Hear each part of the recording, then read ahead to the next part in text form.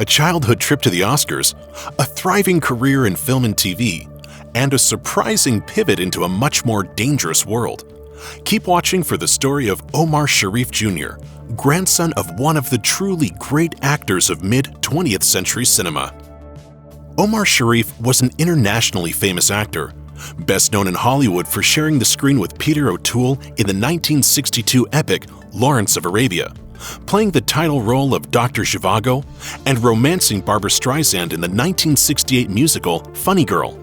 Fluent in 5 languages, Sharif had already made 26 films in his native Egypt and 2 films in France before turning his attention to Hollywood. His first Hollywood role as Sharif Ali in Lawrence of Arabia earned him a Golden Globe and an Academy Award nomination for Best Supporting Actor. This is my well. I have drunk from it. You are welcome. The internationally acclaimed actor had no bigger fan than his own grandson, who shared his name and even his looks. Canadian-born Omar Sharif Jr. remembers growing up with a famous grandfather.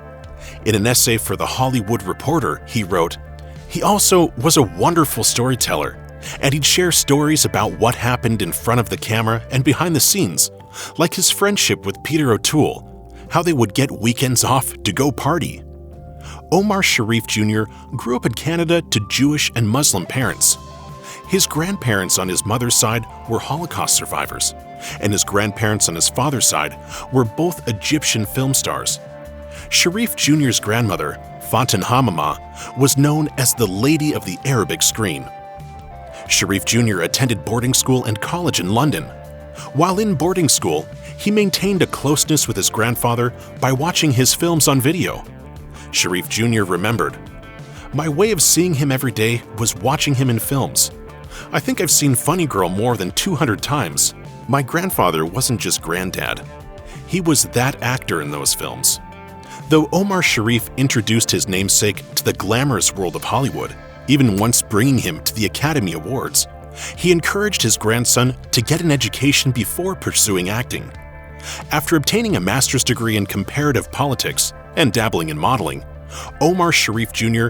eventually decided he did want to be an actor.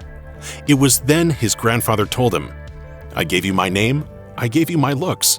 I'm not going to give you anything else. You have to do it entirely on your own." Omar Sharif died in 2015. It's no surprise that Omar Sharif Jr. feels a particular closeness to the grandfather.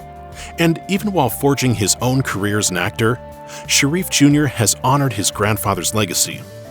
In his Hollywood Reporter piece, he continued, "When he left Egypt to work abroad, Hollywood was very whitewashed, and he got to play all these nationalities and religions on film. He played Che Guevara and Genghis Khan.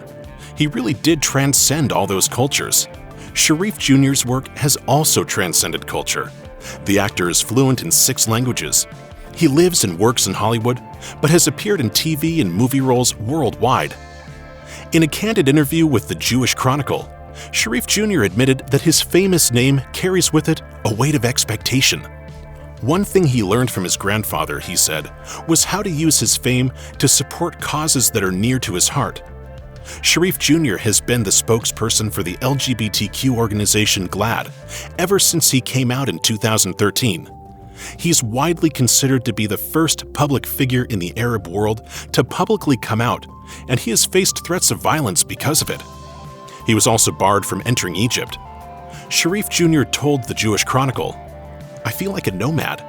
I feel like I'm always wandering, especially after coming out and not being able to go back to Egypt, and not having my family anchored in one place." Still, Sharif Jr. carries on the work of being an activist and an actor, drawing his life and his many projects together with a common thread. He said, "Whether it's the shows that I've appeared on, whether it was what I studied, or whether it was working as an LGBTQ activist, everything I've done was geared towards the broader goal of creating more empathy in the world." Check out one of our newest videos right here. Plus, even more grunge videos about your favorite stuff are coming soon. Subscribe to our YouTube channel and hit the bell so you don't miss a single one.